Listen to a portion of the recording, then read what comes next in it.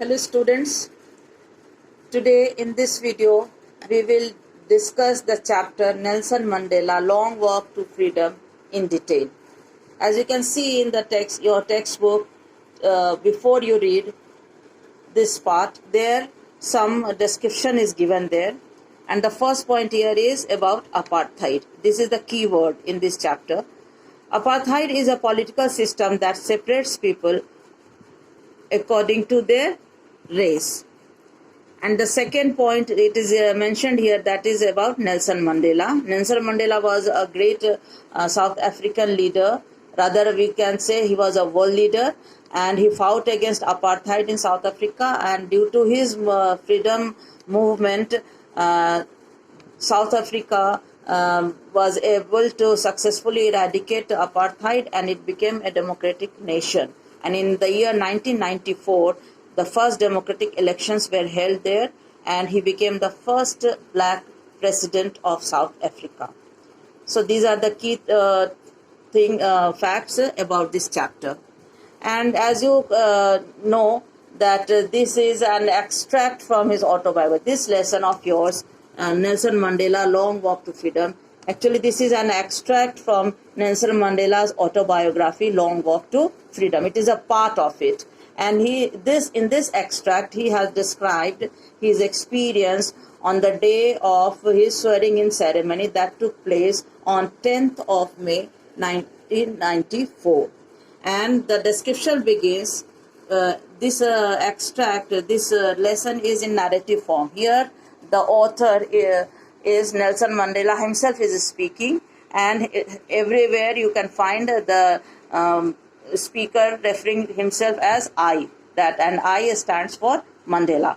Okay, so 10th May dawned bright and clear. For the past few days I had been pleasantly besieged by dignitaries and world leaders who were coming to pay their respects before the inauguration. Now, inauguration actually is the ceremony in which he was going to take over as the first president, black president of South Africa, in democratic country South Africa.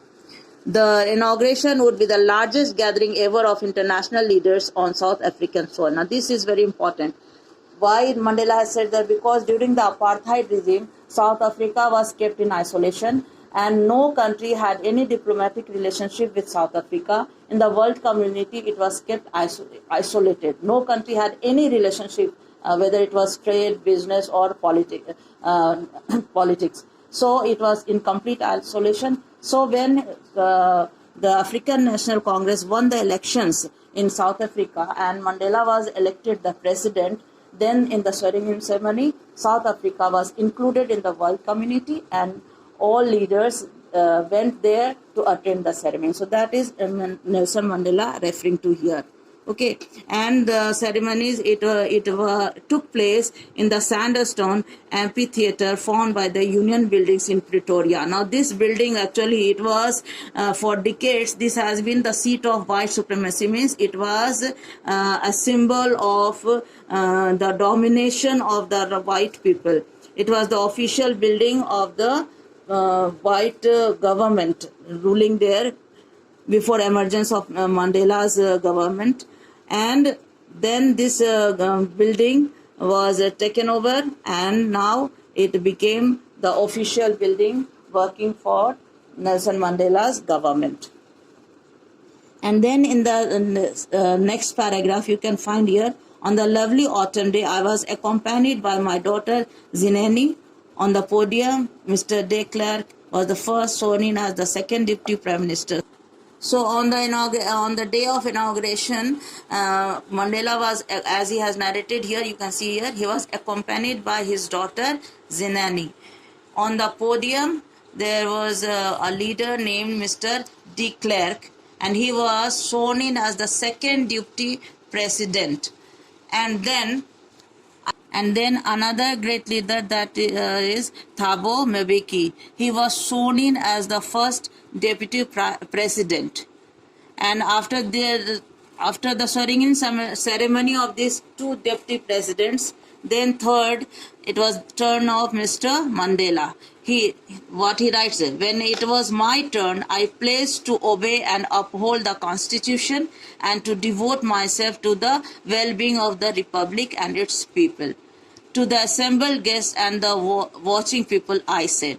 And from here on, the speech that he had given on that day, on the day of inauguration, that's the swearing in ceremony, there, this detailed speech, here you can see there, all the details. A part of his speech it is given there. We will discuss this speech in detail in the next video, because this is very, very important. It will give you a reflection of his thoughts, ideas, and very important, you will come to know about his inner voice and his ideology and his dream for the people of Africa, how